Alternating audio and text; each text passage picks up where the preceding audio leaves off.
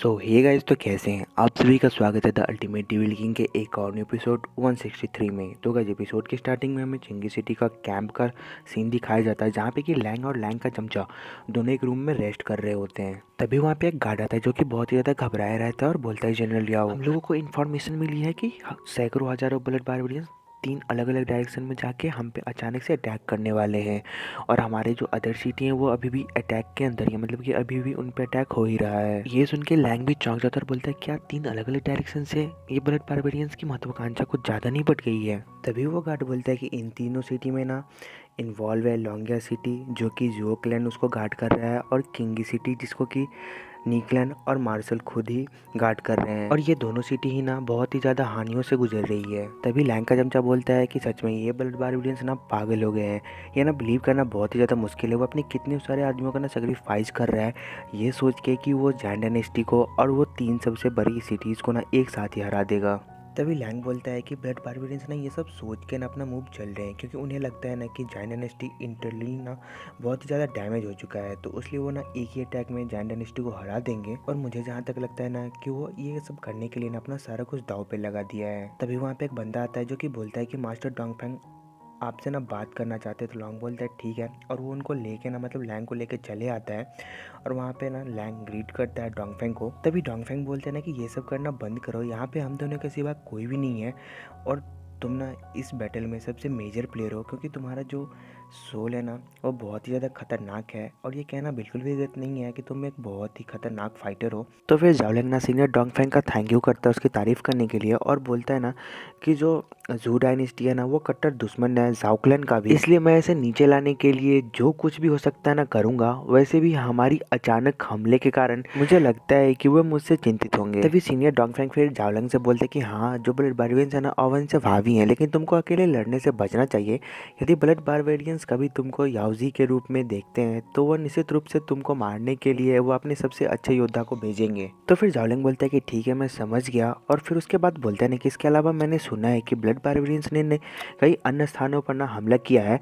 वे इस संघर्ष के लिए अपने बहुत सारे लोगों का ना बलि दे रहे हैं। मुझे लगता है कि वो जल्द ही यहाँ वापस आएंगे और हम पे अटैक करेंगे। तो फिर सीनियर डोंगफेंग कहते हैं ना कि हाँ, ब्लड बारबेरियंस हमारे शहरों पर ना बेशर्मी से हमला कर रहे हैं और इस युद्ध को ना बिना मतलब के खींचे जा रहे हैं। मुझे संदेह है ना कि वो लोग कुछ ना कुछ प्लान कर रहे हैं, लेकिन डुगुजिंग अभी तक ना शांति से बैठा है, उसने कुछ भी नहीं करा। तो फिर जाओलिंग बोलता है ना कि मेरे जो गॉडफादर डुगुजिंग है वो ना शांति बनाए रखना चाहते हैं इस प्लेस पे, और जब उनको अच्छा मौका मिलेगा ना तब वो अपना अटैक करेंगे। फिर सीनियर डोंगफेंग ना जाओलिंग से कहते हैं, मुझे उम्मीद है, लेकिन तुमको पता होना चाहिए कि जाओलिंग जू डायनेस्टी ही एकमात्र विरोधी नहीं है जिसे तुमको और डुगुजिंग को निपटना है। ये सुन के ना जाओलिंग चौंक जाता है और बोलता है क्या?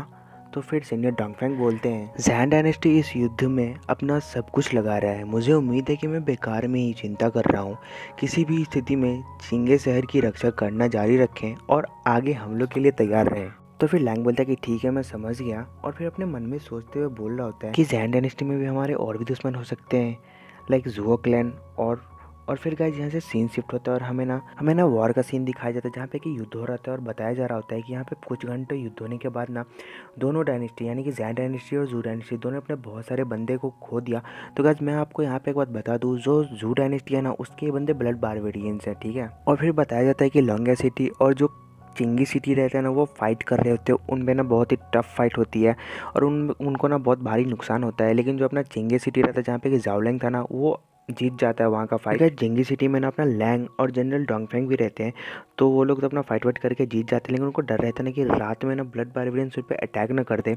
और तभी गाइस सीन शिफ्ट होता है और दिखाया जाता है एक बंदे को जो कि मैसेज लेके आया रहता है ये जनरल डोंगफेंग के पास कि जनरल याओ ने अपने सब यूनिट को भेजा है एनिमी को फाइंड करने के लिए, और वो गया उसको फाइंड करने के लिए अंडरग्राउंड होके। ये सुन के ना जनरल डोंगफेंग काफ़ी ज़्यादा चौंक जाते हैं और बोलते हैं कि इतना ज़्यादा लापरवाही कैसे कर सकता है वो। उसके बाद ना सीन शिफ्ट होता है और 1 घंटे बाद का सीन दिखाया जाता है, जहाँ पे कि ना जू डायनेस्टी के जो कैंप रहते ना उसका सीन दिखाया जाता है, जहाँ पे कि ना बंदे लोग गार्ड कर रहे होते अपने कैंप को। तभी अचानक ना उन पे हमला हो जाता है। लैंग जो रहता है पर्पल वाइन की मदद से ना उन पे हमला कर देता है और सभी बंदे को ना अपने पर्पल वाइन में जकड़ लेता है, और सारे बंदे ना चिल्लाने लगते हैं कि भागो भागो, हम पे अटैक हो गया है, हम पे ना कोई छुप के अटैक कर रहा है। और गाइज इतना ही वो लोग बोलते ही रहते हैं, लेकिन इतने में ना लैंग अपने परपलमैन की मदद से ना सभी बंदे को मार देता है। और वहाँ पे एक ही बंदा बचता है जो कि बोल रहा होता है कि हमारे जितने बाद में ना सारे के सारे मारे गए, बस उनका हड्डी ही बचा है। लग रहा है जैसे इन लोगों को किसी मॉन्स्टर ने मारा हो। उसके बाद गाइस सिंसिप्रोट और लैंग के चमचे को दिखाया जाता है जो कि दूर खड़े होकर ये देख रहे होते हैं, और वो सारे बंदे बोल रहे होते हैं कि हेल्प के लिए बुलाओ लोगों को। और तभी लैंग को दिखाया जाता है जो कि मन में सोचते हुए बोलता है ज़ू डायनेस्टी के साथ कुछ भी नहीं चल रहा है, लेकिन क्या ऐसा नहीं लगता है कि उनके पास पहले भेजी गई सेना की तुलना में कम आदमी है। तभी लैंग का चमचा बोलता है कि यंग मास्टर अब हमें ना यहाँ से वापस चलना चाहिए, क्योंकि हम ना ज़ू डायनेस्टी के कैंप में हैं। अगर हम लोग पकड़े गए ना तो ये लोग हमें ज़रूर मार देंगे। और फिर वह मन में सोचते हुए बोलता है कि मास्टर ने कहा था कि अपने मन से कुछ भी नहीं करने के लिए इसको, लेकिन ये मुझे यहाँ पे ले आया है, क्या मुझे भी फर्क पड़ता है। और खुद को देखता है तो कांप रहा होता है। और तभी फिर लैंग और वो दोनों उधर से निकल जाते हैं अंडरग्राउंड होके। और तभी लैंग अपने मन में सोचते हुए बोलता है जैन डायनेस्टी के खिलाफ ब्लड बारबेरियंस एक बड़े पैमाने पर युद्ध में ही है, लेकिन वे अपने आदमियों को कहीं और भेज रहे हैं। और लैंग समझ जाता है कि वो लोग ना किसी और सिटी को टारगेट कर रहे हैं। और तभी ये लोग अपने कैंप में आ जाते हैं। और आने के बाद लैंग ना मास्टर डोंगफेंग को ढूंढ रहा होता है, क्योंकि लैंग उनको ये सारी बातें बताना चाह रहा था कि जो ब्लड बारबेरियंस दूसरी सिटी पे अटैक करने वाले हैं वो कुछ अलग ही प्लान बना रहे हैं। यहाँ पे डोंगफेंग येजिंग मिलता है जो कि लैंग को बताता है कि उसके फादर ना कैपिटल वापस चले गए हैं। तो फिर लैंग चौंकते हुए पूछता है कि क्या हो गया ऐसा कि वो कैपिटल चले गए वापस। तो डोंगफेंग येजिंग बोलते हैं कि ये सभी ना जू डायनेस्टी की वजह से हो रहा है। उसने अपने 10 लाख से भी ज़्यादा बंदे को लेकर ना अदर सिटी पे अटैक कर रहा है, इसलिए उन्हें वापस कैपिटल जाना पड़ा। लैंग ये सुन के चौंक जाता बोलता है क्या। और गाइस ये एपिसोड यहीं पे ख़त्म हो जाता है। तो आपको वीडियो कैसी लगी कमेंट करके ज़रूर बताना, और अगर चैनल को सब्सक्राइब जरूर